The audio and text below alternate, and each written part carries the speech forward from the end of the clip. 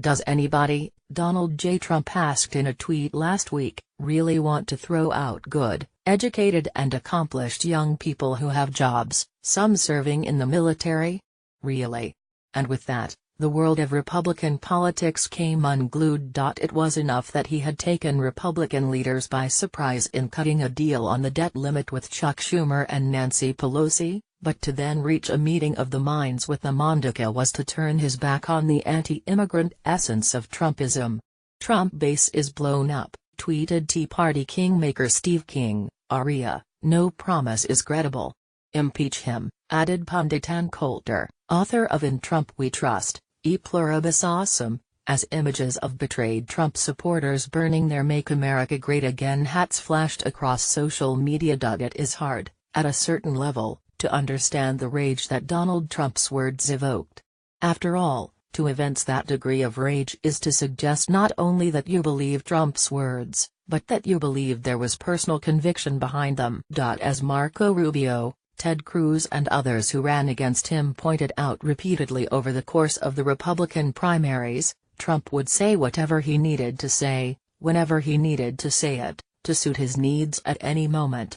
It was not simply that he could say one thing in the morning and another in the afternoon, but as Cruz observed, and as reflected in Trump's tweet above, whatever lie he's telling, at that minute he believes it.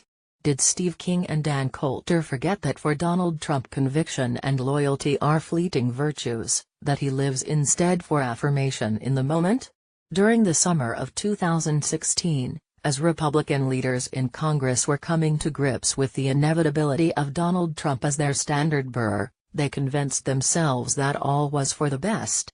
They concluded that should Trump win, they would surely be able to drive the agenda, and that they could count on a President Trump to sign whatever bills they put on his desk.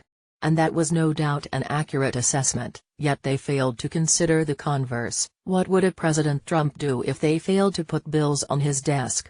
Then, as now, it was no secret that Donald Trump is a man with few convictions beyond his determination to win.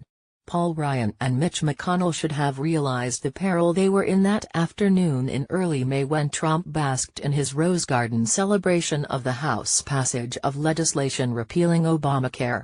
Presidents don't, as a matter of course, celebrate when just one chamber passes a bill, and, at that moment, it should have been clear to them what the consequence might be should they fail in short order to deliver to their erstwhile leader the victory celebrations he so clearly craved. Trump gave Paul Ryan and Mitch McConnell 8 months to put bills on his desk for him to sign, and, as they accurately surmised at the time of his nomination, he had little or no interest in what the content of those bills might be. Trump was prepared to sign legislation enshrining into law Paul Ryan's long-touted Better Way Republican agenda, cutting back long-standing federal support for social programs. They could have chosen to pass massive increases in funding for the military, tax cuts for the wealthy, or even put on Trump's desk health care legislation stripping coverage from millions of Trump's working-class supporters. No matter, Trump sat in the Oval Office, pen in hand, ready to go. But Ryan and McConnell delivered nothing.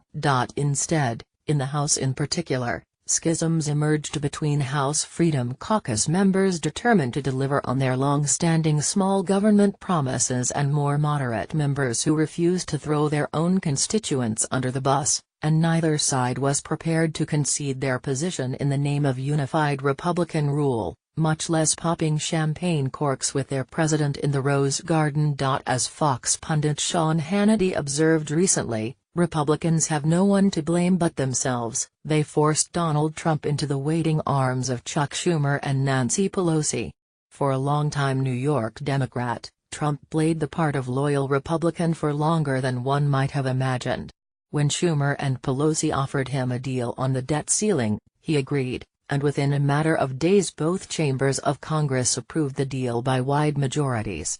Buoyed by the positive media coverage of his bipartisan success, Trump, who had as a candidate said he would be very, very strong on the debt limit, suggested to Schumer that he is open to eliminating the debt ceiling altogether, evoking further howls of protest from the Freedom Caucus. But that was then, and this is now, and Donald Trump is nothing if not a man who lives in the moment. If Trump wins adulation for his move on the debt ceiling and a looming DACA fix, which is supported by overwhelming majorities of those polled, what might he be susceptible to next?